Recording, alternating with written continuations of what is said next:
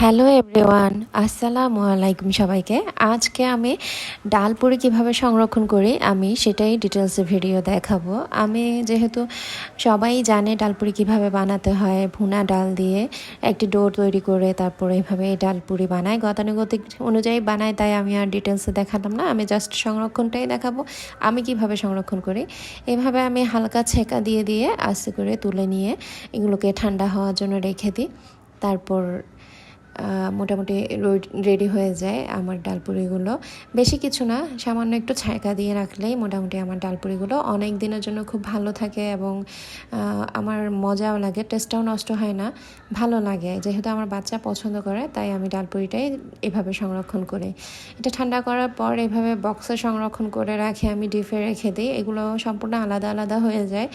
এই যে আপনাদের সুবিধার্থে আমি আগে রেডি করে রাখাগুলো দেখিয়ে দিচ্ছি। এই যে এগুলো সম্পূর্ণ সিঙ্গেল সিঙ্গেল করে লাগে না তেমন একটা, ছেঁকা দিয়ে রেখে দিলে এভাবেই আমি সংরক্ষণ করি। ধন্যবাদ সবাইকে আমার এই ভিডিওটি দেখার জন্য। সবাই আমার চ্যানেলটি অবশ্যই সাবস্ক্রাইব করে দিবেন। ধন্যবাদ সবাইকে।